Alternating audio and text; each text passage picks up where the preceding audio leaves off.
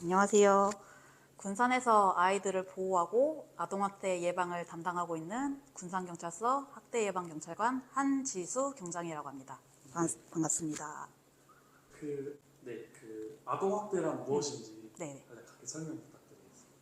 아동학대라고 하면은 우선은 요즘에 많이 이제 언론이라든지 주변에서 많이 듣는 단어가 아동학대일 거예요. 그래서 아동학대에 대해서 그래도 다들 잘 알고 계시지만 팀장님께서는 어떻게 생각하고 계신지 한번 여쭤볼게요. 아동학대가 어떤 것 같아요? 폭력? 폭력이신 것 같고 옆에 있는 분 어떻게 생각하세요? 아이들에게 네. 심한 욕설을 하는 거 네, 맞아요. 이게 각각 신체학대, 정서학대를 말씀해 주신 부분이에요. 아동학대가 이제 말 그대로 아동에게 모질게 대하는 행위를 아동학대라고 이제 말을 하는 거거든요. 그래서 이것도 이제 법에도 이제 규정이 되어 있는 게 아동복지법 제3조 제7호에 따르면 보호자를 포함한 성인이 아동에게 이제 신체적, 정신적, 그리고 이제 성적, 그리고 아이들을 유기나 방임하는 모든 행위를 아동학대라고 이제 부르게 되는 것이거든요. 그래서 이 부분이 아동복지법에도 이제 그대로 이제 적용되어 있습니다. 원장님, 아동학대랑 훈육의 구분이 요즘 매우 어려운데 어디까지가 훈육이고 어디서부터가 아동학대인지 궁금합니다. 저도 참 궁금한 부분인데요. 많이 물어보세요. 이제 뭐 학교에서도 여쭤보시고, 이제 뭐 유치원이나 어린이집 이쪽에서도 많이 물어보시고, 심지어 가정에서 이제 정말 아이들을 키우시는 부모님들께서 연락하셔가지고 문의 전화를 많이 주시는데요. 저도 다 답변을 드릴 때 당시 상황이 어떻고 아이들의 뭐 성행이라든지 전반적인 거를 보고 이제 판단을 해야 될 것 같다라고 말씀을 드려요. 이제 저뿐만이 아니라 판사님들도 그렇게 말씀을 하시거든요. 그래서 제가 판례의 일부분을 조금 이제 발췌해서 한번 말씀드릴 텐데, 이제 판례에서는 학대 행위에 해당한지 여부는 아동에게 가해진 유형력의 정도, 행위에 이르게 된 동기와 경위, 피해 아동의 연령이나 건강 상태, 가해자의 평소 성향이나 행위 당시의 태도, 행위의 반복성이나 기간 등을 종합적으로 고려하여 구체적인 사안에 따라 판단한다고 합니다. 이렇게 이제 적혀져 있는 부분인데요. 그러니까 단순히 그 체벌 행위 일편적으로 보는 게 아니라 체벌에 이르게 된 경위, 그리고 아이의 성향, 그리고 그 당시에 부모님이 어떻게 또 이제 체벌까지 이르게 된 목적, 그런 부분을 전부 고려해서 판단하는 부분이기 때문에 사실 이 부분은 뭐 일률적으로 아동학대다, 훈육이다라고 말씀드리기는 어려운 부분인 것 같아요. 그래서 그 부분, 이런 판례의 내용을 좀 참고해 주시면 될 것 같습니다. 아동학대 신고가 들어와서 출동할 때 현장 경찰관은 어떤 조치를 이제 취하게 되는지가 궁금합니다. 우선 112 신고가 접수되게 되면요, 저희 지구대 경찰관 분들, 그리고 이제 저희 여청 수사팀이라고 해서 수사팀이 같이 출동을 해요. 현장에 출동을 하고, 그리고 더불어서 이제 아동학대 조사를 또 지자체에서 조사를 진행하는 아동학대 전담 공무원분도 함께 나오셔가지고 현장을 이제 확인을 합니다. 경찰관 분들은 현장에서 이제 행위자와 아동을 분리한 다음에 경찰관은 그 행위자 중심으로 해서 조사를 진행을 하고요. 그리고 이제 아동학대 전담 공무원분들은 피해 아동 보호랑 같이 더불어서 조사를 진행을 하세요. 그래서 이렇게 분리를 하고 나서 아이가 이제 어디 좀 분리된 곳으로 가고 싶다라고 하는 경우에는 이제 응급조치 제3호 아동학대 처벌법상 응급조치 3호에 의거해서 이제 아동학대 피해 아동 쉼터에 이제 입소를 이제 진행을 하고요. 그리고 나서 이제 추가적으로 이제 아이가 뭐 학교나 이런 데 이제 등교를 하니까 그쪽에도 이제 뭐 행위자분이 오는 걸 막아주었으면 좋겠다라고 하게 된다면 임시조치 2호 3호에 의거해서 100m 이내 접근 금지, 그리고 전기통신, 그러니까 휴대폰에 연락하지 못하게 하는 접근 금지, 이런 부분을 해서 임시조치를 또 신청하게 돼요. 원장님, 아동학대 피해를 입은 아동학대 피해자들에 대한 어떤 구제 절차나 지원을 하는 제도나 이제 그런 게 있는지가 궁금합니다. 아, 예. 우선은 이제 아동학대 같은 경우에는 이제 학대 피해 아동 보호를 이제 제일 중요시하게 되는 부분이기 때문에 이제 신고 시부터 112 신고 시부터 이제 이런 부분을 진행을 하고 있어 보호 지원을 하고 있어요, 우선. 그래서 아이를 이제 보호할 수 있는 학대 피해 쉼터를 운영을 합니다. 이 부분은 비공개 쉼터이기 때문에 외부인의 침입도 없고 아이에 대한 2차 피해 우려도 없는 부분이어서 이렇게 아이를 안전하게 보호할 수 있는 조치를 취하게 되고요. 그리고 이제 아이의 이제 학대 피해를 입은 아이에게 뭐 심리적인 안정이라든지 지원 체계 그리고 이제 원가정 가족 간에 다시 그 화합을 이제 도모하는 부분에 있어서 아동보호 전문기관에서 또 아이를 또 적절한 보호 조치를 또 진행을 하게 돼요. 그리고 또 추가적으로 그 법률적인 지원도 이제 운영을 하는데 이 아동학대 신고 사건의 경우에는 아이가 법률에 있어서 이제 많이 어려운 부분이 있기 때문에 국선 변호인 제도를 통해서 또 아이를 보호를 할 수 있게 이제 국가적인 차원에서 이제 국선 변호사 제도를 운영을 하고 있습니다.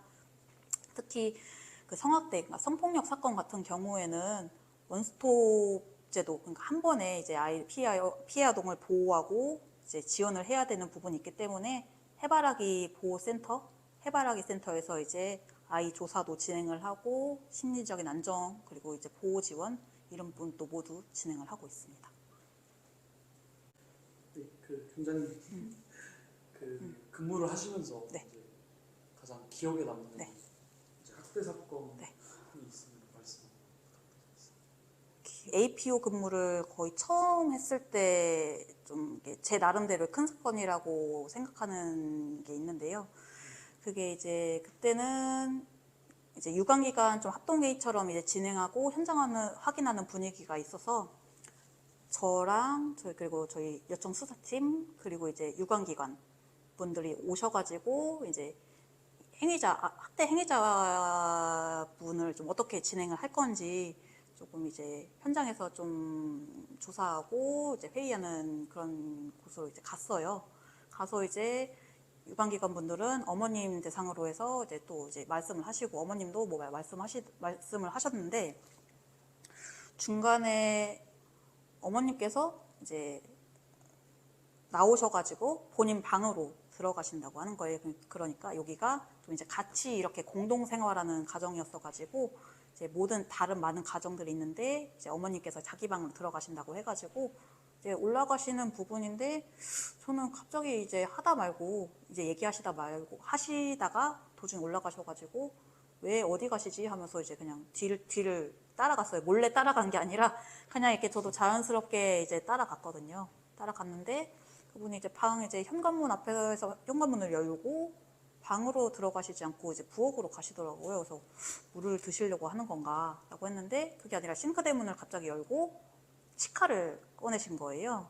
치카를 꺼내셔가지고 저도 깜짝 놀라가지고 치카를 잡은 그 행위자분의 손을 딱 잡으면서 뭐 하시는 거냐고 이거에서 칼 잡은 손을 딱 잡고서 놓으시라고 얼른 이거 위험한 행동이라고 하면서 실랑이를 좀 버리고 큰 소리가 나니까 저 이제 같이 이제 저희 출동했던 직원분들도 이제 현장 와서 어머니 제압을 했고 그러면서 어머님이 이렇게 돌발 행동에 있는 부분으로 해서 위험한 행동이잖아요. 그러다 보니까 이 어머님을 자연스럽게 좀 응급 입원 조치를 또 진행을 했어요. 그래서 병원에 이제 응급 입원 조치를 하고 그러면서 이제 그 아이는 또 혼자 남겨지니까 아이를 또 아동보호시설로 이렇게 옮기게 되고 그래서 그게 좀 제가 APO 하면서 아동학대 예방 활동을 하면서 그래도 제일 컸던 사건이지 않을까 싶습니다. 시칼을 들었던 사건이라고 저는 그래서 명명합니다. 시칼 사건입니다. 네, 그 아동학대로 사건이 접수가 되면은 그 가해자들은 무조건 다 처벌을 받는 건가요? 그 부분은 맞을 수도 있고 해당할 수도 있고 해당하지 않을 수도 있을 것 같아요. 저는 아동학대는 반의사 불벌죄가 아니다 보니까 무조건 송치를 하게 되어 있고요. 송치할 때 이제 형사사건으로 송치를 하거나 보호 사건으로 이렇게 송치를 하게 되거든요. 그 형사 사건이면 어떤 걸 뜻하는 건지? 형사 사건은 이제 흔히 말하는 뭐 징역형이라든지 벌금형이라든지 이렇게 이제 진행이 되는 거고, 보호 사건은 이제 그 가정을 보호하자, 아동에 있는 가정을 보호하자는 취지에서 이제 상담이라든지 교육 부분을 위탁해서 명령하는 일종의 좀, 그러니까 내 가정을 보호하는 취지의 이제 사건, 네, 보호 사건으로 이제 가정 보호 사건, 아동 보호 사건으로 이제 이해하시면 될 것 그 같습니다. 보호 사건으로 빠지게 된다면 어떤 전과라던가 그런 기록이 남나요? 그런 부분은 이제 남진 않아요. 그래서 이 보호 사건을 둔 취지도 모든 아동학대 사건을 형사 사건으로 이제 기소를 하게 된다면 정말 경미한 사건도 있고 이제 중한 사건도 있다 보니까 이게 조금 형평성 차원도 있고, 정말 경미하면은 이 부분은 이제 성행 개선이라든지 상담이라든지 교육을 통해서 충분히 다시 이제 그 갱생할 수 있는 부분이 있거든요. 그래서 이제 법에서도 그런 이제 보호 사건을 통해서 이제 일정한 이제 상담이라든지 이제 교육을 이제 진행을 하면 이제 전과는 이제 흔히 말하는 전과, 그러니까 범죄 기록에 남지 않게 하겠다라는 취지로 또 이제 개설한 부분도 있거든요. 그래서 이 부분은 그 범죄 경력 전과에는 남지는 않고 수사 이력에만 이제 남는 그런 제도입니다. 경장님, 그 마지막으로 네. 저희 시청자들에게 한 말씀 부탁드리겠습니다. 제가 좀 많은 아이들을 봐왔지만 아이들의 공통점은 모르고 호기심이 많다는 부분인 것 같아요. 근데 이런 부분을 이제 귀찮다고 해서 때린다거나 무시한다거나 하게 되면 조금 아이들이 이런 게 조금 자연적으로 아이들도 이제 뭐 폭력성으로 이제 진화를 되는 것 같고 자연스럽게 또 아동학대로도 발전이 되는 것 같아요. 그러다 보니까 모르는 것이 있다고 하면은 알려주고, 호기심이 있다고 하면은 같이 해결해주면은 주다 보면 아동학대라는 부분의 개념이 저절로 좀 사라지거나 아동학대 범죄도 좀 자연스럽게 좀 감소하지 않을까 싶어요. 그래서 이렇게 인터뷰를 하면서 저도 아동학대 예방과 아동학대에 대해서 다시 한번 생각해보는 계기가 됐거든요. 감사합니다. 저스티스 서포터즈 감사합니다.